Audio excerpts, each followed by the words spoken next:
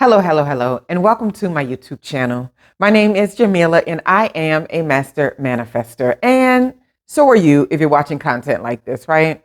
The name of my channel is Manifesting Magic with Dr. J. And on this channel, I pretty much talk about all things related to manifesting because, after all, manifesting the best life you possibly can should be the motivation and goal of pretty much everyone on earth.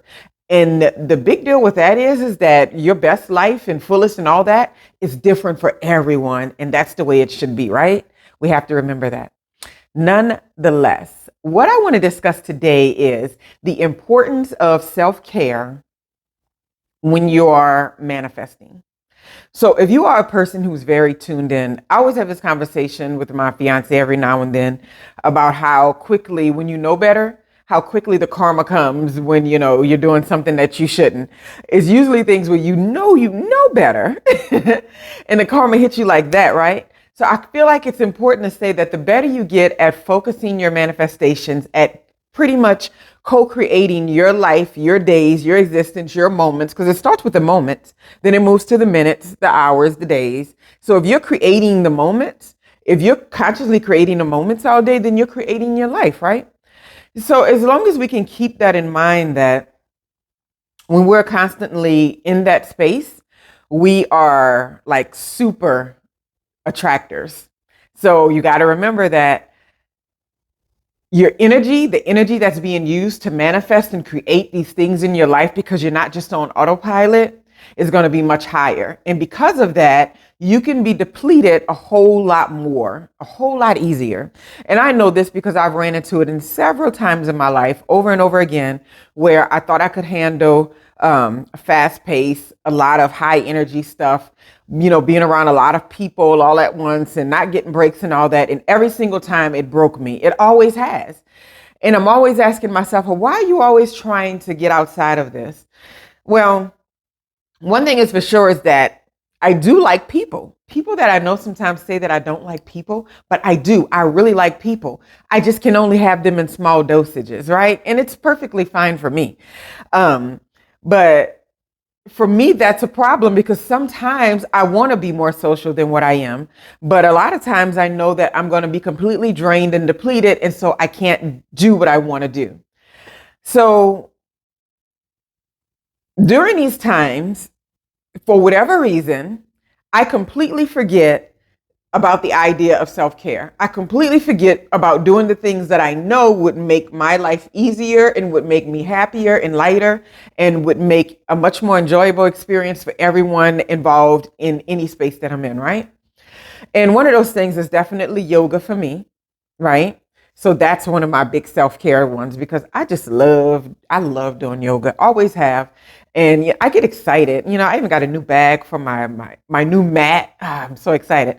Anyway, yoga is one of my things, right? Another one of those things is definitely meditation. And I've been really slacking on the meditation lately. I've been catching 5-10 minutes here and there, but nothing significant and consistent as I was maybe a year ago. And like being home every day during the pandemic really shifted some things. So that's another one, meditation. Another one is taking a break from the people in the environment that you're in when you're there. So sometimes we think that, okay, we are hosting someone at our houses, right? We feel like we need to entertain them the whole time. We need to make sure that they're okay, blah, blah, blah. But wait, we're providing a roof over their head. We got food in the fridge. We got, air conditioning, showers, all this good stuff that they're using. So if you need to take a break from even hosting people, you should be able to walk away and go into your own spaces.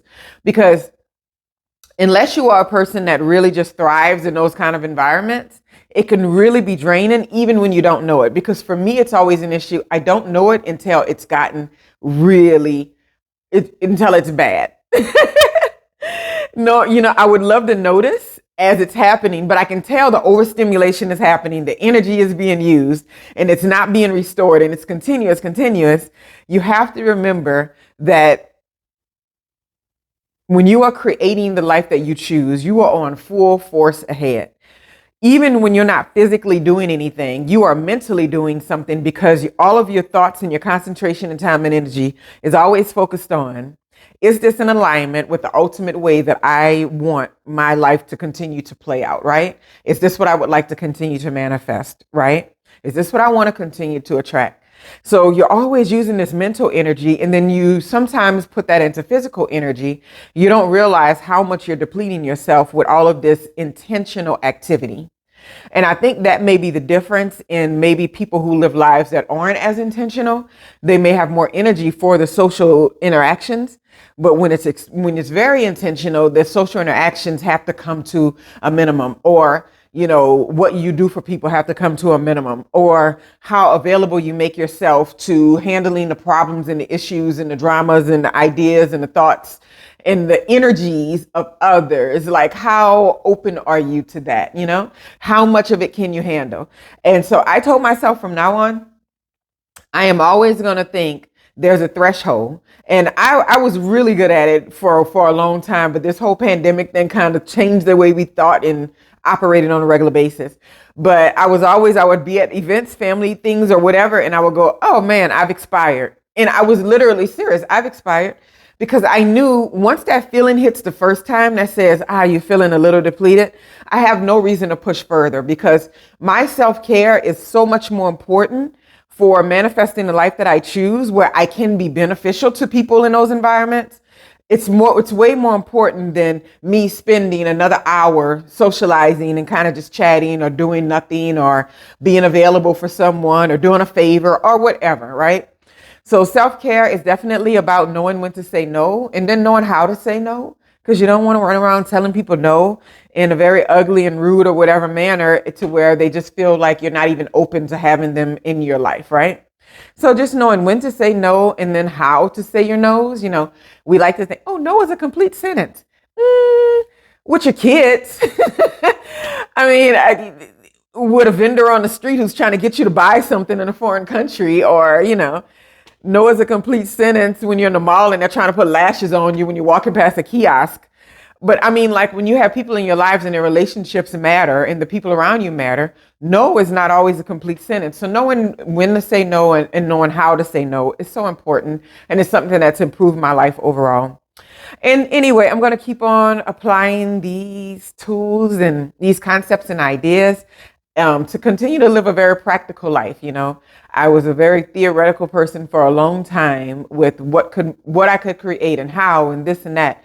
But when I went into action, it had to be somewhere around my mid to late 20s. And I was just like, hey, I can do some stuff. And so that's kind of always been my mindset.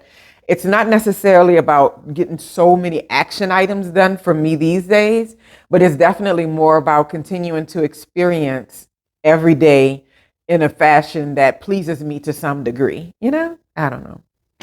I could be crazy. I could be wrong, but maybe you're not supposed to enjoy your life. That's wrong. You are supposed to enjoy your life. Anyway, so I'm in a new angle today. This is the computer that I am building with my daughter, and it's coming out great. I'm extremely rusty. And I wouldn't say extremely. That's not even true. I am rusty. So every time we take a new step, I am figuring it out as we go.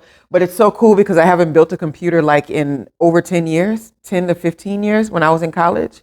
After college, maybe a little bit after that. So anyway, and it's nice for her to see this skill set and maybe she can reuse it and do something in that space.